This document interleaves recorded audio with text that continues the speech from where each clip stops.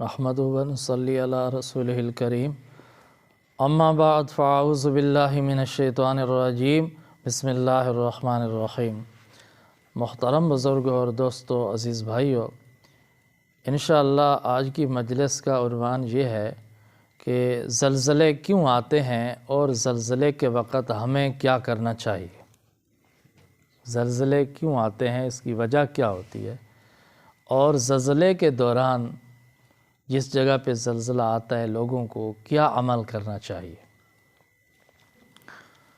اللہ تعالیٰ نے قرآن مقدس میں گزشتہ قوموں کے واقعات بیان فرمائے ہیں کہ جب وہ قومیں حد سے تجاوز کر گئیں تو ان پر اللہ کے قسم قسم کے عذاب آئے۔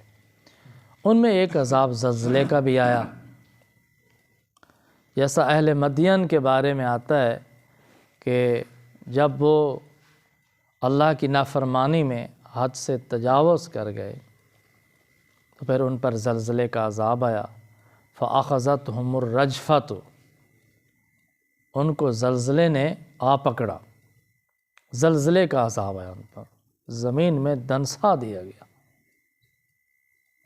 اسی طرح حضرت موسیٰ علیہ السلام اپنی قوم کے لوگوں کو لے کر کوہ طور پر گئے تھے، اور اللہ تعالیٰ نے وحی نازل فرمائی موسیٰ علیہ السلام پر، تو وہ اعتراض کرنے لگے اور ہیلا بازیاں کرنے لگے کہ اللہ تعالیٰ نے آپ سے بات کی ہے، آپ نے تو سنی ہے، ہم نے تو نہیں سنی، پتہ نہیں وحی آئی ہے کہ نہیں آئی۔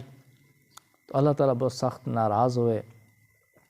اللہ تعالیٰ نے ان لوگوں کو بھی زمین میں دھنسا دیا۔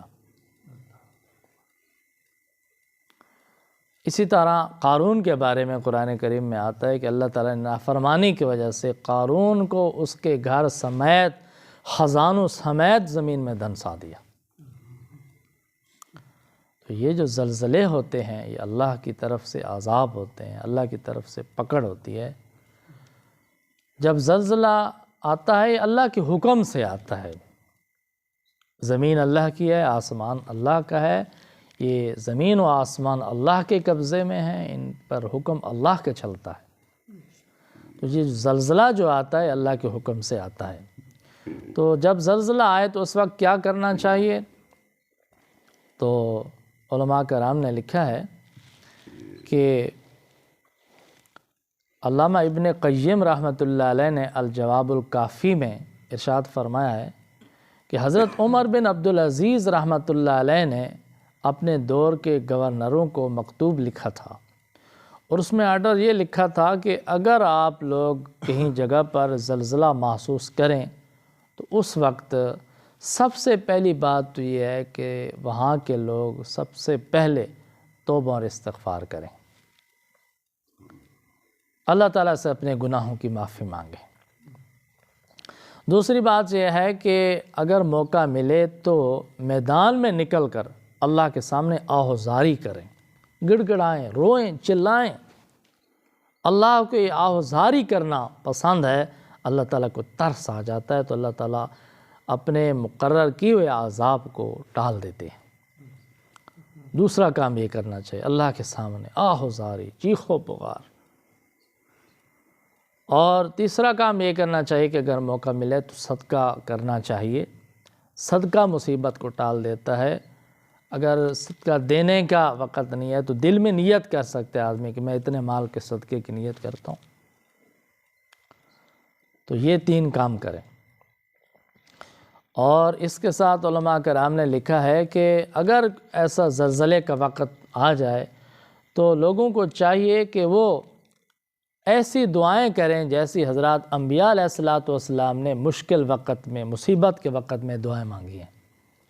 جیسے حضرت آدم علیہ السلام کی دعا ہے ربنا ظلمنا انفسنا، یہ دعا مانگے، اللہ تعالیٰ نے حضرت آدم علیہ السلام کی دعا قبول فرمائی۔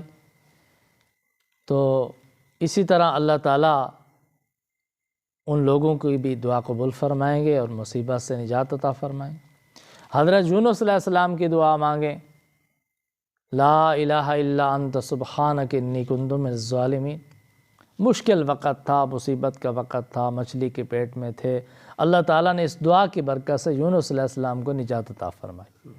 اگر بندہ مشکل حالات میں پھنس جائے، مصیبت کے مچھلی کے پیٹ میں پھنس جائے اور یونس علیہ السلام والی دعا مانگے تو اللہ تعالیٰ اس آدمی کو نجات عطا فرما دیتے.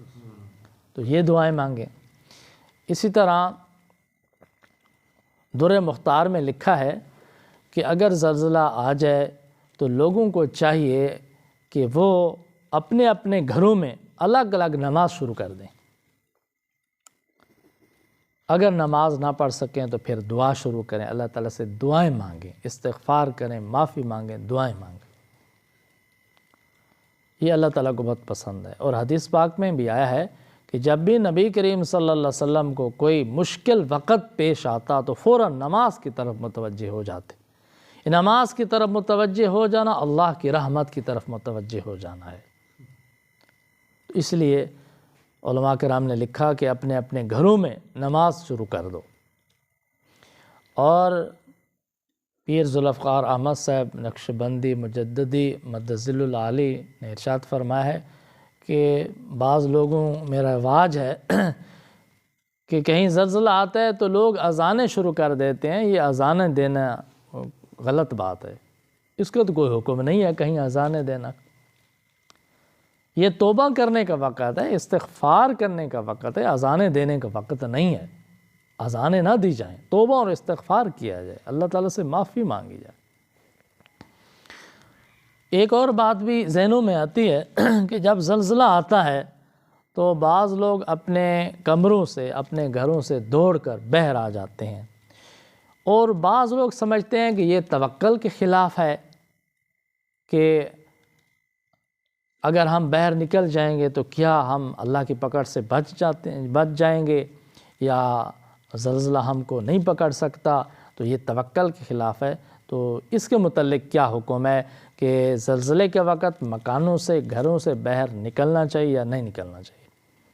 تو در مختار میں لکھا گیا ہے کہ اگر زلزلہ آ جائے اور آدمی کمرے میں ہو، بلڈنگ میں ہو، گھر میں ہو، تو اس کو چاہیے کہ کھلی فضا میں باہر نکلنے کی کوشش کرے. اور یہ مستحب ہے، توکل کے خلاف نہیں ہے. محسوس ہو رہا ہے، جھٹکے محسوس ہو رہے ہیں، زلزلہ تو ہو سکتا ہے کہ مکان گر جائے، یہ بلڈنگ گر جائے، وہ تو تکوینی امر ہے، اللہ تعالیٰ کا حکم پورا ہوگا. لیکن جتنے تک آپ کوشش کر سکتے ہیں بچنے کی کوشش کریں، یہ مستحب ہے. ایک حدیث پاک میں آتا ہے جس کا مفہوم ہے کہ ایک دفعہ نبی کریم صلی اللہ علیہ وسلم ایک راستے سے جا رہے تھے تو ایک دیوار گرنے کے قریب تھی، گر رہی تھی، تو نبی کریم صلی اللہ علیہ وسلم جلدی سے اس دیوار سے ہٹ گئے. اب پتہ چل گیا کہ دیوار گرنے والی ہے، گرنے کے قریب ہے، تو اس سے اپنی جان بچانے کی کوشش کی نبی کریم صلی اللہ علیہ وسلم نے. یہ توکل کے خلاف نہیں ہے. تو اس لیے اگر زلزلہ آ جاتا ہے، محسوس ہو جاتا ہے کہ زلزلہ آ گیا ہے، اور اگر کوئی بندہ اپنے کمروں سے باہر آنے کی کوشش کرتا ہے، مکانوں سے باہر آنے کی، گھر سے باہر کھلی فضا میں آنے کی کوشش کرتا ہے، آ سکتا ہے تو آ جائے. یہ مستحب ہے، یہ توکل کے خلاف نہیں ہے. اور تیسری بات یہ علماء کرام نے ارشاد فرمائی ہے کہ اگر کہیں زلزلہ آ جاتا ہے تو یہ نہ سمجھا جائے، ضروری نہیں کہ یہ ان پر اللہ کا عذاب ہے اور وہ بہت زیادہ گناہ گار تھے اور ہم بہت نیک ہیں، یہ نہیں سمجھنا چاہیے. ہو سکتا ہے کہ ہم ان سے بھی زیادہ گناہ گار ہوں، ہم ان سے بھی زیادہ برے ہوں. یہ گھمنڈ نہیں کرنا چاہیے اور ان کو حقارت کی نظر سے نہیں دیکھنا چاہیے کہ وہ بڑے گناہ گار تھے اور وہ تباہ ہو گئے، ہم بڑے نیک ہیں، ہمیں زلزلہ نہیں آ سکتا ہمارے اوپر. یہ نہیں سمجھنا چاہیے، بلکہ اللہ سے ڈرنا چاہیے. ہو سکتا ہے ان میں ہم سے زیادہ نیک لوگ بھی موجود ہوں، اچھے لوگ بھی موجود. یہ اللہ کا حکم ہے، تکوینی امر ہے اللہ تعالیٰ کا. اللہ جب چاہتے ہیں، جہاں چاہتے ہیں تو یہ زلزلہ قائم فرما دیتے ہیں. لیکن جہاں زلزلہ نہیں آیا ان لوگوں کو چاہیے کہ وہ اس سے عبرت حاصل کریں، نصیحت حاصل کریں. آج کل کہیں زلزلہ آ جاتا ہے تو لوگ الٹا اس کو تماشا گاہ بنا لیتے ہیں، سیرگاہ بنا لیتے ہیں، اور الٹا ان لوگوں پر تانے کستے ہیں. تو ایسا نہیں کرنا چاہیے، بلکہ ان کے لیے بھی دعا کرنی چاہیے اور اپنے لیے بھی دعا کرنی چاہیے. اللہ کے عذاب سے ڈرنا چاہیے اور عبرت اور نصیحت حاصل کرنی چاہیے. تو دعا ہے کہ اللہ تعالیٰ ہم سب کو قرآن حدیث کی ہدایات پر عمل کرنے کی توفیق عطا فرمائے۔ وآخر دعوانا ان الحمد للہ رب العالمین۔